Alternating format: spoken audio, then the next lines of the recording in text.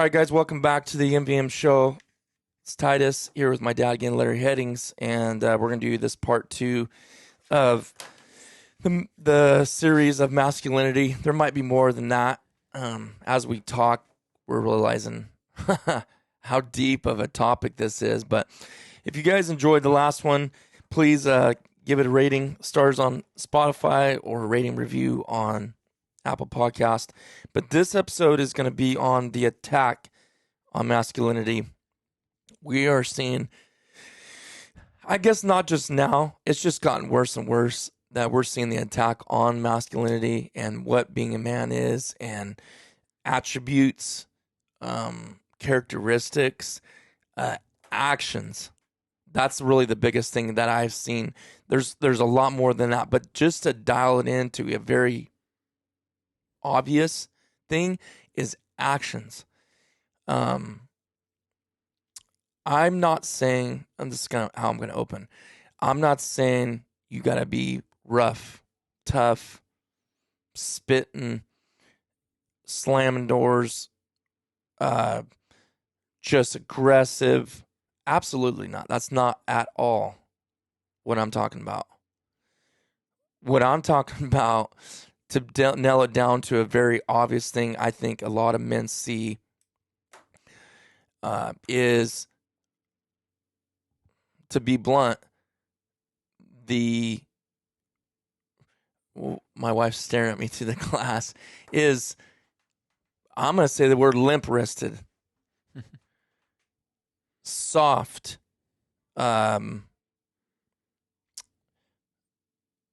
moving like a woman, acting like a woman, portraying things. I don't want to see a man doing that. A woman does that. There's no place for that. And we're going to talk about the attack on that, and Dad's going to bring a lot of illustration and examples what has caused that. And I'm not going to preface this again what we did last time about how we don't think we're this and that. We don't need to do that again on this part. We're not saying we have everything figured out, but I'm telling you that is an attack on it. And I wanted to say some more things before I said that, but I'm just that's not all we're going to talk about. We're going to talk about the attack on masculinity, but what I'm saying is, if we were just to pinpoint such an obvious thing, as we see how there's a lot of men now that the way they move, the way they walk, the way they act, the way they talk is woman-like. It is not a man, and that's where we need masculinity. That's where masculinity has dropped off. Not everybody. It's not there. But it is such a huge attack. And I think what some people think sometimes is, well, that's just who they are, and that's how they express, and men don't need to be so gruff and rough. And I'm like, 100% I agree with you. That's not at all what we're saying here, but men need to act like men.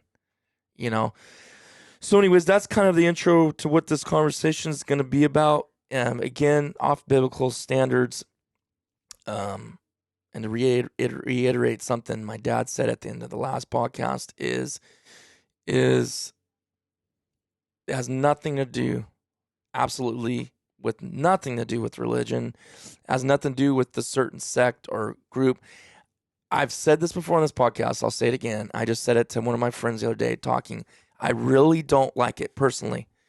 I really don't like when I just kind of cringe just a little bit. I'm not saying people are wrong when they do this, but I do just cringe a little bit when people are so hard on this religion. This is who we are. This is who we are. It's like, really? I don't really go around claiming that. I go around claiming that I do my best to live according to God's word from front to back. I don't want to pick and choose how I base my whole relationship with Christ off of one portion of a scripture of the whole Bible. What about the whole rest of it, right? So this has nothing to do with religion. My dad says, like he says, it's relationship. And so I'll stand by the word of God all day long, the Bible, and take it from front to back. And this is what we're based off: life experiences, what we've seen, what Dad's seen coming. He's 67 years old, born 1955. He's seen the Bible taken out of schools. He's seen the feminist act stuff coming in super strong. He's seen some other things that we talked about in the first one. But anyways, this episode is the Attack on Masculinity. And so basically I reintroduced what we talked about on the last one and how it's currently under attack in our society in so many ways. It's under attack. One of the biggest ways I think it's under attack is what I just said already, is basically when a man's being a man, and just how our nature is, we're a little bit more rough around the edges, right? Because we're a man, we're get things done, move things quick. We're not, if we're moving furniture from our wife, we might be banging walls and getting things out, because a man and woman's like, oh, be gentle, be soft. But what I wanted to read, here's what I wanted to start off with, and I'm trying not to get all over the place, and I kind of already have, I'm sorry. But this is what I want to read, this statement that I wrote down. I read this, and it was an old gentleman that was I believe he was in World War II. He's passed away now. But I want to read something he said, and then, Dad, I would like you to come in and start talking. But let me read this. Please tell me I put that in here. I could semi-quote it, and I kind of quoted it with Travis in here, but I wanted to read it exactly verbatim. Oh, my goodness. Where did I put that? Right here. Okay. We as men are in a fight. We really are. Because we got to have moderation in how we teach the next generation, right? You're at a different level than I am. I'm at a different level than Thomas is. Thomas is at a different level than Clark is, his son. But we want to use moderation, and we want to use wisdom on how we train, right? I don't just go around kicking Clark around, my kids around, toughen them up and run them into walls like you told the story about. But there's things that are going to happen, though. Thomas isn't going to baby Clark around in certain ways because he doesn't want him to be soft, right? But I'm going to read this from this statement on the attack on masculinity. We as men in this generation are in a fight to keep masculinity, to keep what God ordained a man should be. Are we not? I'm going to read this statement. Hard times create hard men. Hard men create soft times. Soft times create soft men. Soft men create hard times. That is so funny that you're saying that right now, because I'm going to say something when you're done here. I'm sorry, I didn't mean to interrupt you. No, go ahead. I think it was Tony Robbins I heard say. Might put it a little closer. It might have moved a little bit. I think it was Tony Robbins, who you know who he is. Mm-hmm. He's big-time motivational speaker and everything. And he said, I'd have to write that down again, because you saying that is I'll copy and paste it and text it. It's totally... It'll probably comprehend more when you're reading it. Yeah. Because he said this. He said, let me see if I can get it right. And I've shared this with a few people, because when he said that, I'm like, wow, that's good. He said, and I don't know where he got it, you know. I heard originality is concealing your source. Mm-hmm. So he said, good times make weak people. Think about it. Yeah. Weak people make bad times. Yeah. Bad times make strong people. Yeah, it's the same exact thing. Strong people make good times. Mm-hmm. So I like it sounded basically it's exactly the same. It's a cycle, and I texted to you if you want to like visually look at it. Yeah. But because what I was listening, it was a military podcast, and actually, if you guys, I want to be careful who I promote, just because I try not to listen to stuff that has a lot of language in it. So you got to pick and choose. But the Sean Ryan show, if you guys, I almost thought about doing a podcast on stuff I listen to, but the Sean Ryan show is unreal. That guy was a former Navy SEAL. He's also a contractor for he was special forces and then went into contracting. If you know what that means at all, you know that it means doing stuff you just people don't talk about that needs to be done. But he has people on. You should. I don't know if I've ever sent you any of his stuff. It's unreal. But I know you listen to a lot of stuff, and it's hard to listen to everything. But he has people on there that the stories are mind-boggling. You're just scratching your head, just like, how can a human body go through what some of these people have went through? He just had a lady on, not very good on English, but enough I can understand her. Violet said she can understand. I was listening to her. She's from North Korea. Unbelievable. I haven't even finished her story about how the things that they're killing people for, what's their leader right now? Son, isn't his Kim Jong Un. Kim Jong Un. And she was talking about how they got to have a picture, and if the house is burning down, you got to say that picture. Like, nothing else matters but first the picture of him, because he's a god, right? Yeah. That's who. And anyways, I'm not even going to go into that. But going back to what I was saying with masculinity, it's under attack majorly. And sometimes I think, is there hope? Because we know the Bible says things are waxing worse and worse till he returns for us to take us home in the rapture. But we know man knows the day nor the hour, right? Because throughout 2,000 years, people thought, oh, this is as bad as it can get. And then things get better depending on what happens. So maybe we are seeing the signs of the times. We know he's coming back, and we don't know when it is. So maybe things are going to get better in our economy, in our society. Maybe things will get a little bit better for a little bit, and then they'll, just the cycle that it does, up and down, right?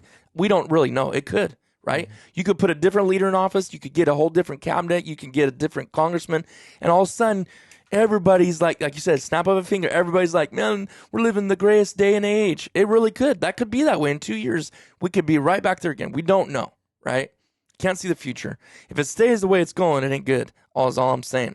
But when I heard this guy make this statement, I'll say it again. Hard times create hard men, meaning tough men, mentally tough, physically tough. Got to push through it. Your physical body is capable of more than you ever could imagine that it's capable of. I think when we've pushed it to our max, I pushed myself to my max, I bet you I still had 30% left in the tank that I didn't even know. Maybe more. Maybe I've only put myself to 50%. But hard times create hard men.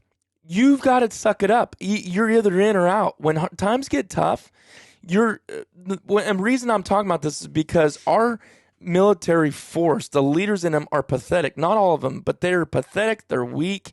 They're not the form of what I would look at masculine. All they care about is career progression. They don't care about their shoulders. They don't care about their men. And if they were put on the battlefield with bullets whizzing by their heads, they're going to lay on the ground and cry like a baby. I promise you. I know. There ain't a doubt in my mind. So hard times get rid of those people. It weeds those people out, because they're either going to die or they're going to run. They're not staying there. Okay. But what happens is we're not in that phase right now at all, but hard men those hard men create soft times because they deal with it. They fight for what they believe in. And then it creates the good times, the soft times, like the times of peace. Right. But then soft times create soft men. See, we're not in soft time right now. We're in a hard time, but what it is, we got a bunch of soft people, soft men. So we're in that phase of it. We're in the end phase of it. So only place we have to go right now is it says soft men create hard times. And that's where we're at right now. That's exactly where we're at. But what's the cycle again that it goes back to? Hard times create hard men. Right. Because that's the only place we have to go right now. Mm-hmm. And so that's the attack we're under. We have a lot of soft men. And so now we have hard times that we're dealing with. And I say hard, really, Dad? You know this as good as I do. We don't really have hard right now. Like, we see the trend where it's taking us. Mm-hmm. It is creating that. But I was talking to Brother Hilton about this. They had to stay in World War II. They had to keep the speed limit at 25 or below because they were so scarce on rubber. That hard times was affecting everybody, not just guys overseas fighting. They were having to skimp with this material and that material, and they couldn't use this fuel. They were so limited on how much fuel. It was rationed out. Brother Hilton talked about how it was rationed out.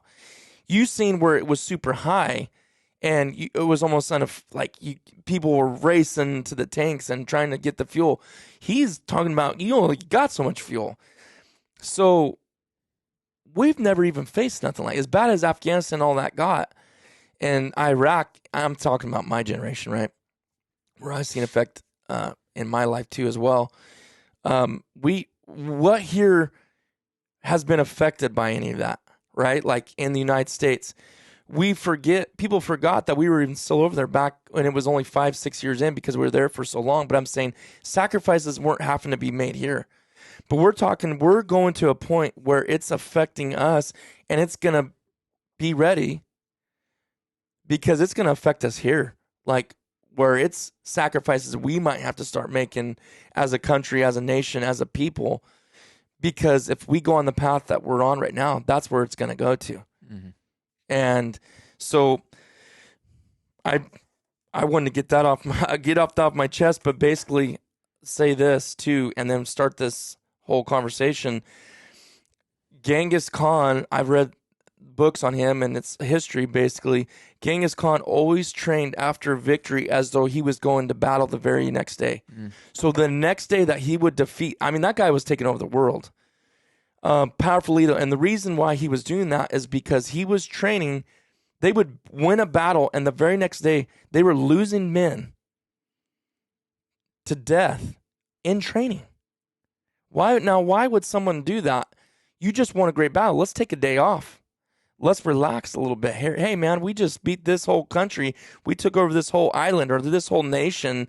They're our servants now, and we picked and choose the women from them, and we killed the men. And you know what I'm saying? Like, but the very next day, he's out there.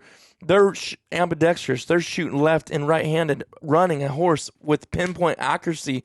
Why? Why were they winning and beating everybody? Because they trained like they were always in battle, even though they may not have been. And I think when we get in soft times, what's the first thing we do? We want to relax. We want to enjoy the fruits, right? And so bringing that all down to the attack on masculinity is when we get in times where we're not having to make big sacrifices, we become soft. And with that softness, it creates soft men. Soft times create soft men. And yeah. So let me see. Where do we want to go with that? Because I guess the first question I'd have when we did the other podcast, talked a little history.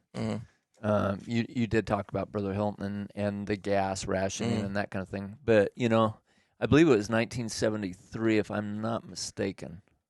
Because it was right when I graduated high school.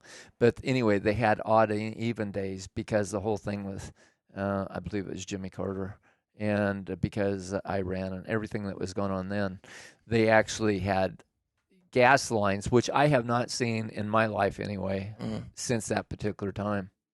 Lines of people down the road, and you could only go get gas if, I don't remember if it was your license plate or your license, but I think it was your license plate. You could, if it was odd or even, you could only go in on those specific days and get gasoline. So I remember those shortages. Also, we went through that, and, it was the whole thing with, I don't know if it was OPEC or who, but somehow there was a shortage of gas. So I can remember those times, and you think about my Gramps, my dad.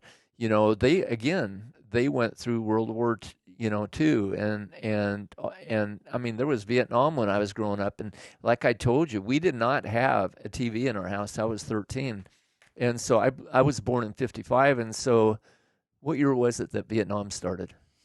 I mean, it was, when we got involved, you mean? Yeah, when we got involved in Vietnam, what year was it? Right 50 in the 50s? Or I don't think so. It was started early, but I don't think we got involved till later in the 60s. But double check. Anyway, I remember. Okay, so we didn't have a TV, and so instead of calling it TV, we called it the television. So break that down. Television. vision. Tell a vision. Yeah. Okay, the Bible says. Well, it does say. I was thinking. Yeah, it says somewhere in the 50s, well, upper 50s. It says U.S. presence of Vietnam began as early as 1944, but that's not. No. That's.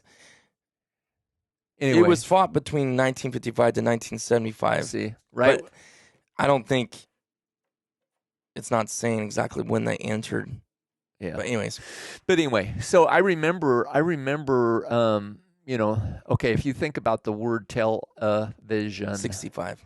The Bible says without vision my people perish. And I think on that last podcast when we were talking, I had somewhere to go, and I think I didn't finish it because I think I just realized what it was.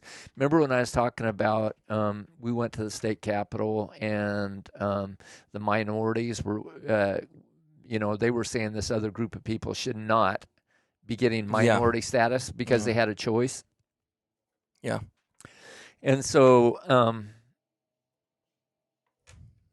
anyway, where was I going? I just had a mind. It's one of those things we talked about in the last podcast. Your brain is going, my brain goes too many directions thinking because I'm leaving tomorrow. Man, I totally lost that thought.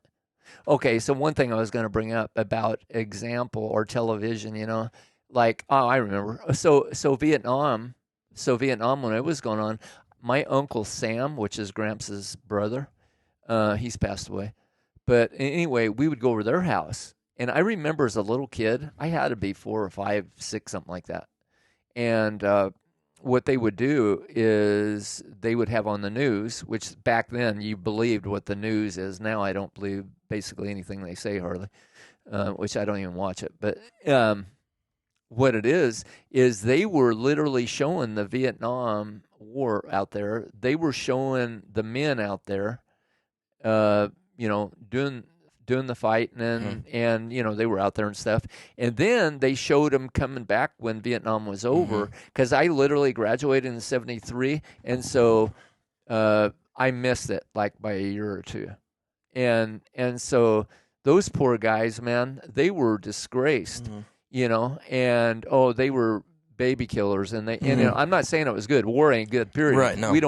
My uncle was in the Korean War. Brother Donald was in the Korean War, and nobody ever talks about it. I interviewed him, and I have that saved on a hard drive because it needs to be shared. I mean, Heartbreak Ridge and all that stuff that went on. These were tough times, man, that they did stuff that, like you said, humanly possible. You can do so much more than you think that you can, and that's actually, to me, that's another subject. Yeah. Having a wife that encourages you and respects you and is can be your cheerleader. I don't know about you, but to me it goes a long ways. It means a lot, you know what I mean? And so, but telling a vision. So what it was is they would have you believe that they're the majority. See, that's what I believe is going on today too. This whole thing that if you're one of those people that look at everything that's going on the television, they're telling you their vision. And if you believe everything that they say, there is a great awakening going on, and people are becoming aware of the lies that these people and the propaganda that these people are trying to make you believe. And they would have you believe that the feminism or the masculinity has went to nothing. We're talking a small minority, okay? The people that are actually doing the changes and all this stuff that's going on, they are not a majority. Right. They're not at all. No. But in my opinion, it's too much, okay? Yeah. But they're definitely not the majority. The conservative, the movement, the people waking up to what's going on, the people that are, when you're going through that time of puberty, these little kids, man, if I would have told you were a girl from the time you were a little kid till puberty happened, chances are you're going to be brainwashed into the fact that you think you're a girl or I was put in the wrong body. Yeah. Okay, check this out. I was thinking about this the other day. I think they're wanting to say in these public schools that these kids, that the parents do not have the right to make the choice for their little kids whether they do this or not. They make this change. It's private. Huh. Well, you tell me why then do they have to be minimum 18 years old or 21 years old to go drink alcohol? Right.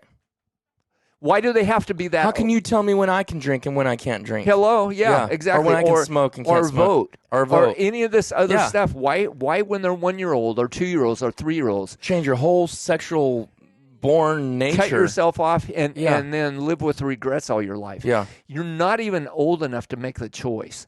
Yeah. But they want to keep it private because I believe they, number one, they took God out of the whole equation. 100%. Number two is they want to take the rights of the parents to make the right decision. Because I can tell you right now, those teachers, when I went to public school, which I grew up and I went to public school, looking back on it now, I did not know what I know now. And I can tell you, there was a woman there. She was a woman. She super short hair. I had no idea what she was, but looking back, I know what she was. She used to, again, to my shame, I'm admitting it, being a rebellious kid, the fad, the peer pressure. Back when I was going to school, high school and so forth, long hair was a big deal. Mm-hmm.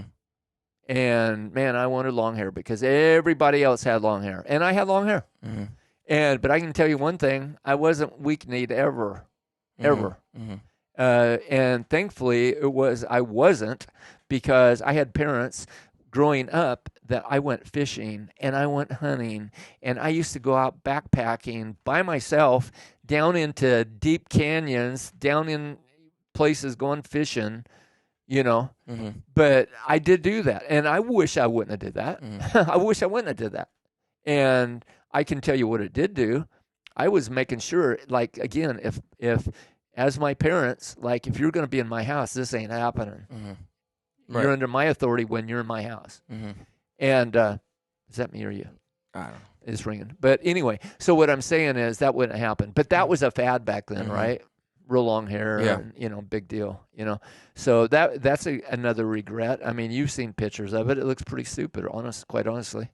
But I never was weak-kneed. Now, you talk about, I talked with a very wise man who is our pastor, and you know this. And I thought to myself, because I've actually seen church people, young people, that they come maybe from back east or places closer, whatever. I've seen them. They have more of a feminine tendency.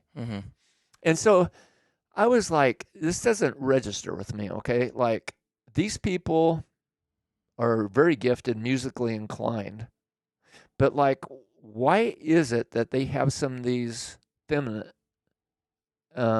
tendencies?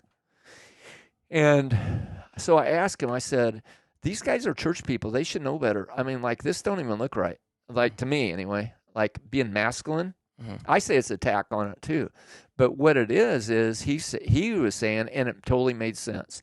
He said what he feels it is these dads are so busy doing what they do that and music is a big deal with these people, which I love music.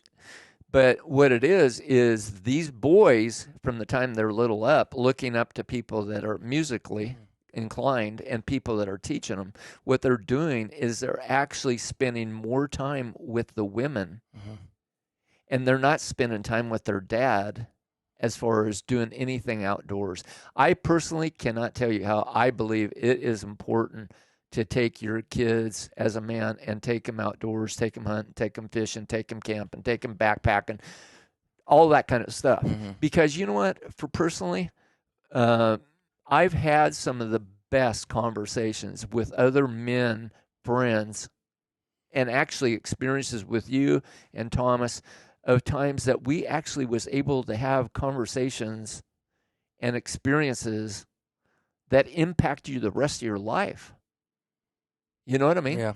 To help you become stronger, to help you have more godly principles. I mean, I've literally had some of the most incredible sessions with John Carpenter, let's say, gone archery hunting and sitting on the side of a mountain in between when the bulls are bugling or whatever, and just talking about life and talking about life experiences and talking about God. Because, see, here's the thing, though. The Bible talks about not worshiping the creation, Yeah. but worshiping the Creator. Mm-hmm. And so I've thought this so many times. I thought to myself, people that struggle with a manly figure, Mm-hmm.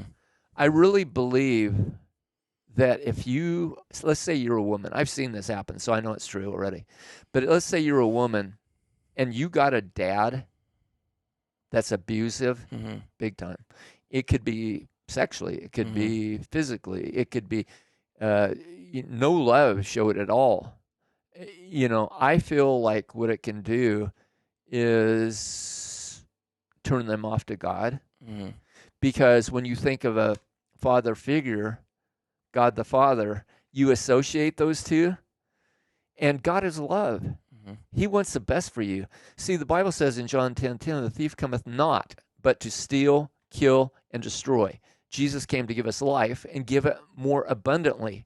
You, as a good father, want the best for your children. Mm-hmm. You, as a husband, want the best for your wife, your family, your grandkids. You want the best, right? You don't want them to be failures. You don't want them to struggle. You don't want them to be alcoholics. You don't want them to be drug addicts. You don't want them to be any of that stuff, because you know where it goes. The thief, the devil, comes to steal, kill, and destroy. Steal what? Steal my joy, steal my finances, steal my wife, steal my kids, steal my grandkids, steal my health, steal my finances, steal all that stuff. Right? Mm-hmm. That's what goes on. And I've seen it through my life, so many people. And there's a saying, probably most people have heard this, but the definition of insanity is to continue to do the same thing and expect different results. Mm-hmm. And even in the Bible, it talks about the prodigal son. I've told your mother, me and her, I mean, she's got family members that have, and so do I. Anyway, we got family members that it's like, why do they keep doing this same thing over and over and over? And I literally have told her and come to the conclusion that sometimes, number one, what you got to do is pray for them. Mm-hmm. Trust God that all things work together for the good to those that love God. And sometimes people won't come to this saving realization, and maybe until they're on their deathbed. But sometimes I believe, I've been here, so I'm telling you for a fact that I knew better. I took this Bible I have with me even when I wasn't living right. I had it beside my bed because I knew that was the Word of God. Mm-hmm. And I believe sometimes people literally have to eat out of the slot bucket. Mm-hmm. And if you don't know that story, you should read about it, because the prodigal son, he wanted what his father had for him, basically, to make it short. Yeah. And he went out and sowed his oats. And he went down the tube to the point he was eating out of the slot bucket. Oh, the pigs, yeah. Yeah, the pig, slot bucket. I was raised on a farm, so I knew what that meant. But slot bucket, because we used to have pigs at my at Gramps', and all the scrap food and stuff like that, you'd put in a bucket and you would take out there and put in the trough, and they would eat out of it, right? And they loved it. And but sometimes, man, people, you're just going to get beat up if you fight this. It's like swimming against the stream. Yeah. If you don't have God on your side and lead, guiding, and directing you, man, this life with the enemy in this world that we're living in comes to steal, kill, and destroy. Yeah. And so, yeah, it can be. But you know what? Like you were saying, is man, we got that hope. And the Bible says where sin abounds, grace doth much more abound. That's part of my hope. Mm-hmm. You know what I mean? Yeah. And so, I want to ask you a question, because this would be really interesting. I think I know the answer, but I'd like to hear it from your own mouth. So, you were probably how old when? Because my mom and dad, his grandpa and grandma, both passed away. They died 2012.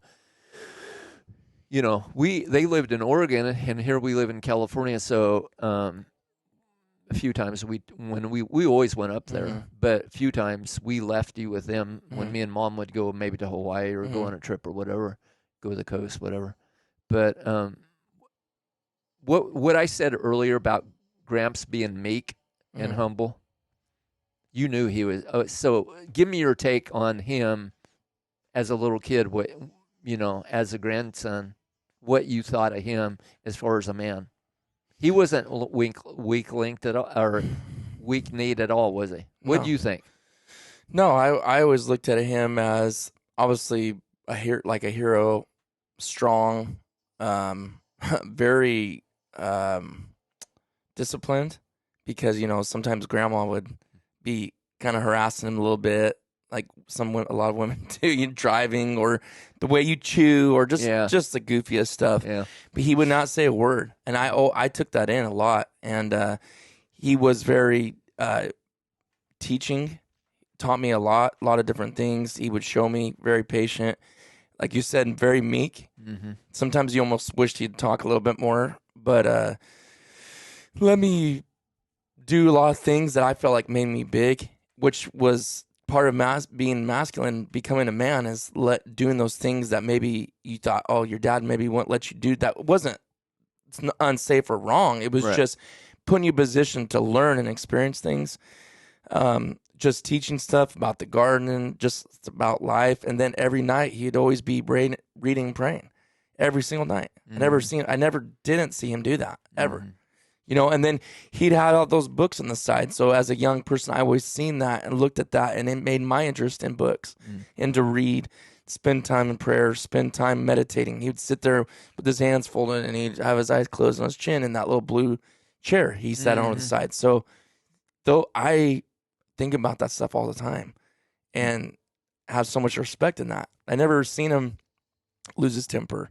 I didn't. I mean, whatever you see us growing up, but as a grandfather, I never seen him lose his temper. I never seen him have a bad attitude and treat people wrong. It's like, man, you hear people talk about people like that, and you're like, oh, whatever. But like, that's really how I felt about him. Like, it's like he was super kind. Yeah, just someone definitely spirit. An amazing person to look at as an example.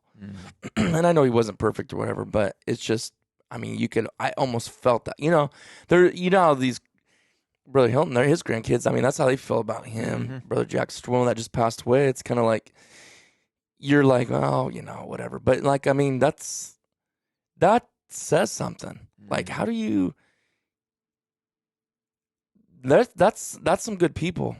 And only God can help you be that way, because it's like, you can only pull the bull over so much before the real truth comes out. But there was definitely things there that I want to strive to. I got a long ways to go, but I really want to strive to have that, So that was kind of how I looked at it. So don't you, based on that, so that relationship with a grandson and grandfather, do you, that was an added support to what you were trying. I was teaching, plus your friends at church, what the Sunday school teachers were teaching, to the pastor was teaching, because family is major with Brother Hilton. So that really gave you, I feel, more of a possibility of success. Right.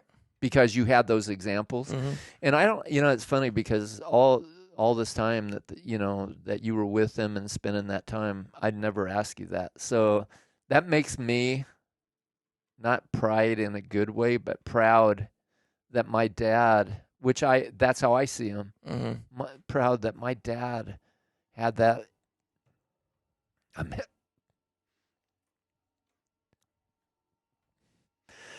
I miss my dad.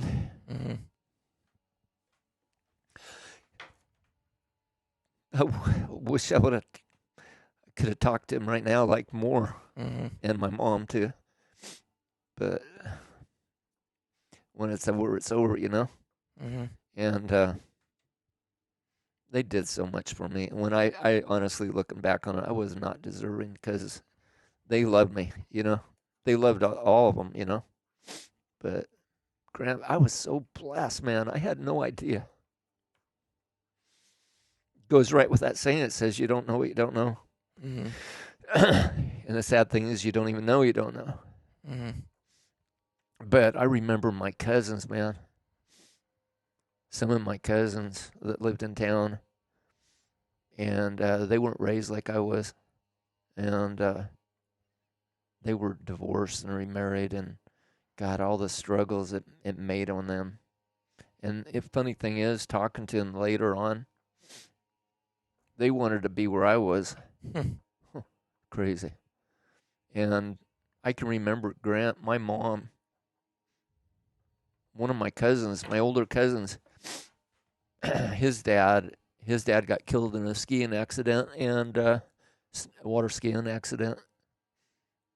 And I remember the pain of my grandma, man, crying because he definitely didn't live for God. Not saying he didn't have a split second of a time, but he got killed instantly, broke his neck, hit by another boat. And I'll never forget that sound. It was like her wailing and the pain that she went through, you know what I mean? And my cousin, man, just like his mom and dad being divorced, and he told me at their funeral, he said, my mom was the only one that every year sent him a birthday card, you know, because his dad was my mom's brother. And I remember him as a little kid. He worked for Hostess, you know, a delivery truck. And I remember him coming out to our house, because where I grew up, my granddad built that house, which I never had a granddad. I mean, I had two granddads, but I never knew him. I never knew him at all. And so I didn't have that kind of like what you're talking about you had. And so that makes me, because all 7 of our grandkids, it makes me want to be, because they have it. And it makes me want to live a healthy lifestyle. I don't want to be, God willing, some old, decrepit, broke down, unhealthy man that people have to babysit me, because I want to be an example to them, a light to them, spiritually and physically, you know? And the Bible says a good man leaves an inheritance to his children's children. I want to leave an inheritance to them. So it's about being that example, you know what I mean? Because I did not have it. It was just my parents, you know what I'm saying? But like now you look at grandma, my mom. So you know some of the things. She was legally blind. She had macular degeneration. What you said earlier is how my dad, I don't know how he did it, honestly. He's way better than I am, because like if my wife tries to tell me how to drive, your mom tells me how to drive. All it does, I remember my mom telling my dad, watch out for this, or Dad, do, you know, because she's in the back seat. She's legally blind, and he's driving, and she's saying this stuff, and he's never saying nothing. It wasn't because he was some sis either. No. He just had self-control.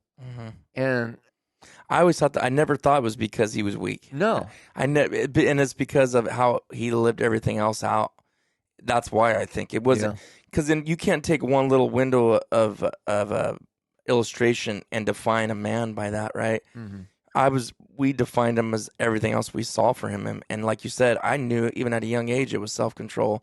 And we're not trying to make my grandma sound all bad, you know, but like Dad said, it's like we all knew she couldn't see nothing, yet she's always getting on to him about turning here or this or that. And it was just, it's kind of funny, but in a way, like if you were in his shoes, you'd probably be irritated, right? But he learned, and I think it's funny because I was talking to someone the other day, I've learned more how to be more, I always think of that. Anytime Sarah's in the car and she's this or that or slow down, she don't know her. It's funny because we both gotten better, right? You do over time.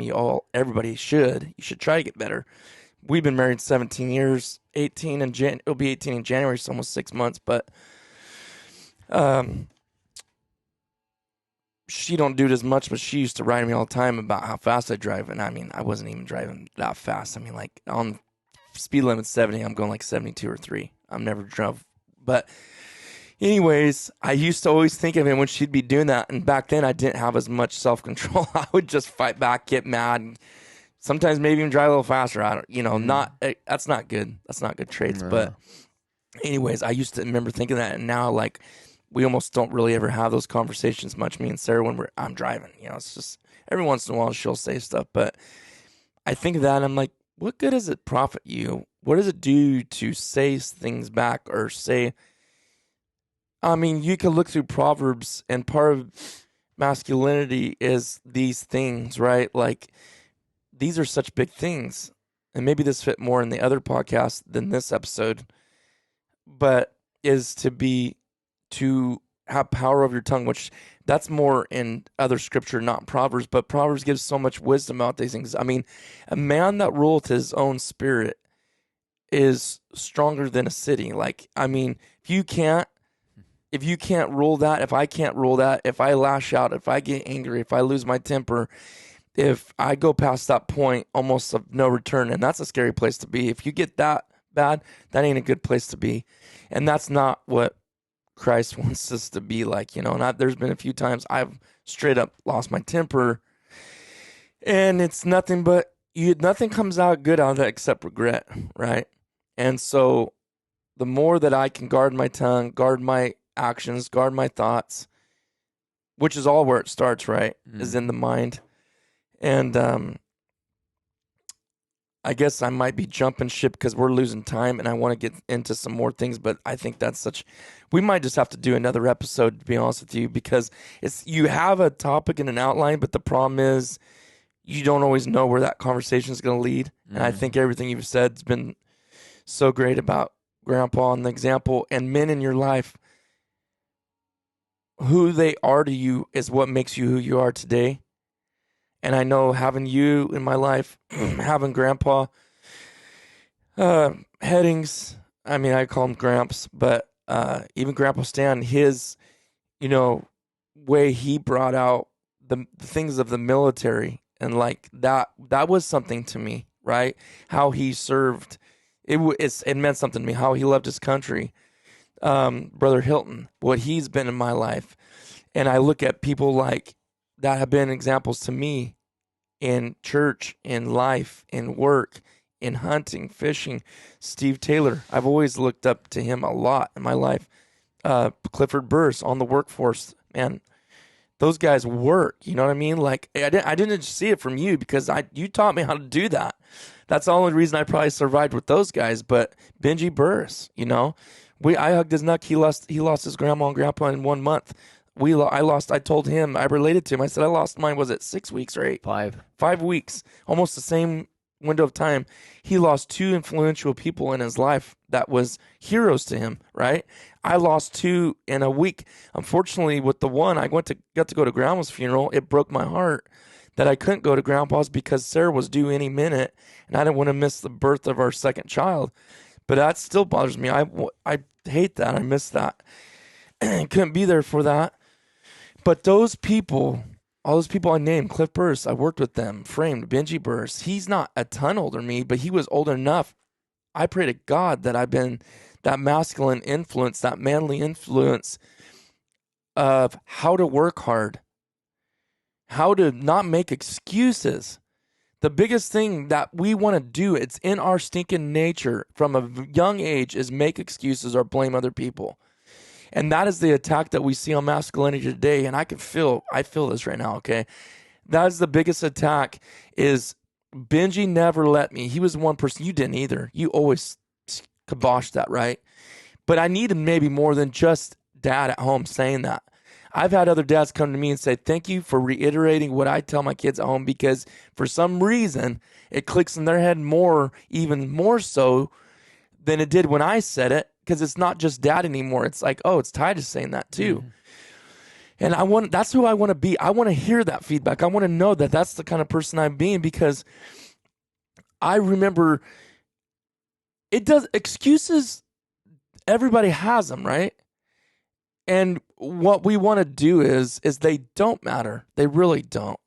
No boss, guys, if you're listening to this and you haven't really started a full-time job yet, no boss cares why you were late for work. I'm sorry. Just learn that right now from me. If you can ever take an example, I don't care how good the excuse is. I don't, because it's never going to matter.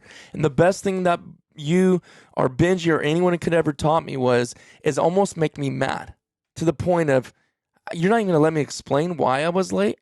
No, it doesn't matter. Because you're here now, get to work, right? And I remember Benji did that a couple of times. I think literally one time ever, and I only worked for them for like a year and a half, framing houses, in track houses. But I showed up one time, and I don't remember. There was no excuse. I can't even tell you what the excuse was. It wasn't like you got hurt. And if it was something like that, like, oh, my dad was injured or he was in a car accident, something like that, I just, bottom line, didn't leave my house soon enough. I didn't get up early enough. I didn't set my alarm. So don't make excuses. Nobody cares about them. Just do what you're supposed to do, because that's what our nature is we want to cover for ourselves. And Jocko Willenick, I listen to, he talks about owning it. Own it. I didn't get up. I didn't prepare good enough. I didn't get up early enough. I didn't get out of bed. I didn't have my stuff ready. I didn't prepare for the traffic that I was going to face. I didn't prepare for the weather and that there was going to be people sliding off the road. I didn't prepare for that. We got to own that and accept that. And the attack on masculinity right now is people are literally, there's so many ways out of owning up to things we need to own up for. I was abused at home, or I was mistreated, or they looked at me wrong. See, I'm not saying, God forbid, anybody that listens to this, how you were mistreated at home. There's more than we can even imagine, because it's horrible. It's terrible. I want to have empathy and compassion for those people, because there's nothing hardly worse on this earth than somebody that abuses children, physically, sexually, mentally, any of that stuff. I listened to another one. Guy, there was a creep looking in this guy's kid's window for 5 years, from the time he was 8 till he was, I believe he was 13, would come in this, and he lived in a neighborhood in a town. This creep would come in there and stare and watch him. That's all he would do, is watch this kid play in his room. And it mentally jacked that kid bad. He would go live in his closet because he didn't want that guy to look at him. He said he could never make out his face, but he could see his breath on the window. And I thought, I think of the physical abuse or the sexual abuse that people face. That's horrendous in itself. That guy never laid a finger on this kid.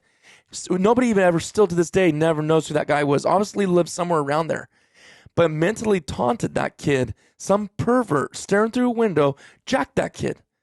He was a MARSOC raider in the Marines, tough as nails, did some insane things, and to this day he still breaks down over that time in his life that some creep was watching him through. He said he basically learned to live in his closet, sleep in his closet, because he was so afraid the boogeyman was staring at him. He didn't make this up, and what happened was his parents didn't even believe that there was someone there, because every time they come in the room, that guy would take off.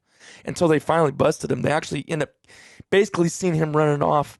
They still never busted him, as in turned him into the law. But so imagine your parents not believing anything that you say. So the atrocities that people go through and face in life, it's only by the mercy of God that all of us haven't experienced more than we have, right? And I'm thankful that I've been protected. But we've all faced our own things, maybe things we won't talk about.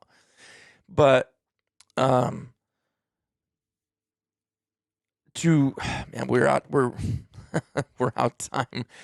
I was working not to get to this other part, but we just can't do it. I literally have an appointment, and I know you got things you got to do, but I don't know how you want to wrap that up. But anyways, where I was going with that is I'm being sensitive to those things by all means. I promise you, to the things that have happened in our childhood and our lives. Yet I want us to take on the masculine role, the right role, and that is to somehow get help. Ask God will help you with that. He'll strengthen your mind, but not use that as a place to dictate the rest of your life.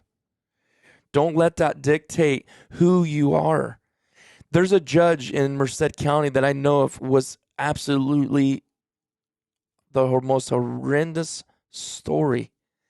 And if he would have did what a lot of people nowadays try to do, is to live off of those horrible physical sexual abuses like he did and just let that define your whole life, there's no possible way he'd be where he is today. But instead, he takes that experience in life, decided to do something with himself, and now he's a judge who gets to protect kids that could possibly be in these situations or have been, and bring them out of those situations and protect them. Mm-hmm. So instead of letting it destroy his life and just be strung out on dope, strung out on heroin or meth, and live under the bridge, which we don't, those stories, they have their stories too, trust me, and I'm not being insensitive to that. But what I'm saying is, you can make a difference. You know, this guy that I was talking about, the Marine guy, the Marsoc guy, he made a choice. He had to make a choice, and he had to start somewhere, and it led him to a place where now he's sharing his story, and it's helping people. So I want to encourage anybody out there, don't let those things define you and let your life be completely obliterated by wrong things that may have been done to you. But find that positive figure in your life. First off, find Christ and go buy a Bible and honestly reading it. The smartest of doctors have tried to prove it wrong and end up giving their life to Christ and having a relationship with him, because when they got into that, they couldn't help it but how the power of the words of God brought life into their hearts and changed them. And what they thought they knew was right maybe wasn't so right, you know, because we don't know what's good for ourselves. Right. We can't figure it out ourselves. So I kind of got all over the place on that. I know you got to go because of the time. So, but in closing, let's just say, how about if I just say this one thing? Because I could say so many more things. But let's just imagine if you're a person that doesn't believe there's a God, or you haven't had an example of a loving father or something like that. You know, first of all, I just want to say Happy Mother's Day, because I know it's coming up on this following. I wish I had my other mother back, and we got my mom and everything like that. But I appreciate all the mothers out there that have made a difference, because they're incredible, the things that they do. And I just wanted to say I appreciate you. So thank you for the women. And what they do. Yeah. Because if I wouldn't have had a wife, you wouldn't be here. Right. And I'm proud of you, and I appreciate what you do, Tide. Yeah, thanks. So, yeah, it was fun to be part of this. We're gonna have to finish up some of these other things. I kind of wanted to talk about how traditional masculinity, which is not a bad thing. There's negatives in it, right? You could pull negatives out of some things, way people did things back in the day, the traditional way of how men would teach their sons to be masculine, like no affection. That's that ain't right either, right? And that's been blamed on why people are homosexuals, and that's why men turn that way, because of the way their fathers are. But anyways, we'll get on that topic later. Like I said, just excuses, and it's just, no matter how you look at it, it's not the end. Like that can't be your ending of your story. It has to. We've got to. The prodigal son went home. Yeah. He was sick of eating out of the slop spin, or the pig spin, pig straw. Well, thanks for coming over. Are you going to be gone for a little while? 3 weeks? I'm thinking it might be 3 weeks. I don't know. Not 100% sure. Not really, because don't know how long for sure we would stay with Nancy. Don't know how long for sure we'd stay with.